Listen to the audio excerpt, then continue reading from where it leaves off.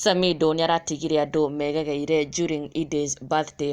Edday nĩarakorirwo agĩcelebrate birthday yake, na Samidoh aragĩtiga andũ na arũmĩrĩri ake megegeire mũno mũthenya ũyũ wa gũkũngũĩra birthday ya Edday tondũ Samidoh nĩarakorirwo akĩingĩra nenda-inĩ ciake na kũrekereria ndũmĩrĩri ĩrĩa mafans ake maracokire gũkorwo makĩmũkĩrĩra na kũmũingĩrĩra na njĩra nene mũno, mafans ake makĩonania kwaga kũiganĩra kwao nĩ ndũmĩrĩri ĩno ya Samidoh during Edday'S birthday, na oho makĩmũkĩrĩra na gũkiuga nĩ matinakena nĩ Samidoh kwaga gũkorwo agĩcelebrate Edday on her birthday, na koguo marakorwo makĩingĩra in Samidoh's comment section na gũkorwo magĩakia mwaki mũnene mũno magĩũkĩrĩra Samidoh, na oho gũkorwo makĩregana na ndũmĩrĩri ĩrĩa Samidoh arakorirwo akĩrekereria on his social media pages during Edday'S birthday.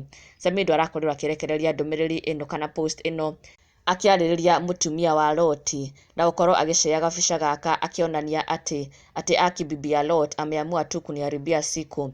Samidoh akiuga atĩ bibi ya Lot amemharibia siku na njĩra yake gũkorwo akĩhĩngĩcania na gũkorwo agĩitĩrĩra cumbĩ gatheri-inĩ. Samidoh agĩkiuga atĩ mũthenya wake nĩ wathũka o ũguo, no ndũmĩrĩri kana post ĩno yake ndĩnakorwo ĩgĩtiga mafans ake na gĩkeno kana maiganĩire ona hanini, aca.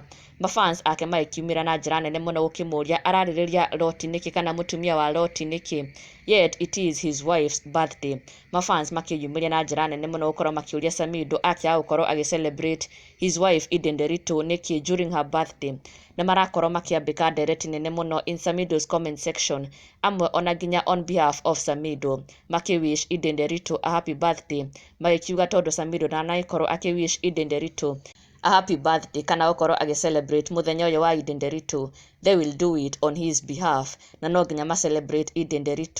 Ona Samidoh akĩaragĩria mũtumia wa Loti o matiĩ kũu mekwenda tu gũkorwo magĩcelebrate Edday, na marakĩyumĩria na njĩra nene mũno celebrating Edday, na oho magĩkĩra Samidoh aca, ũyũ ti mũthenya wa gũkorwo akĩarĩrĩria mũtumia wa Loti, aca, it's a day to celebrate Edday, na ũguo nĩguo maragĩkorirwo magĩka, maragĩcelebrate Edday na magĩkĩra Samidoh na kũmũkũmithia na oho makĩmũkĩrĩra nĩ kwaga gũkorwo agĩcelebrate Edday on her birthday. Na ndũgakĩriganĩrwo gũ-subscribe for the latest and trending Kikuyu celebrity news. Never miss an update. Subscribe now.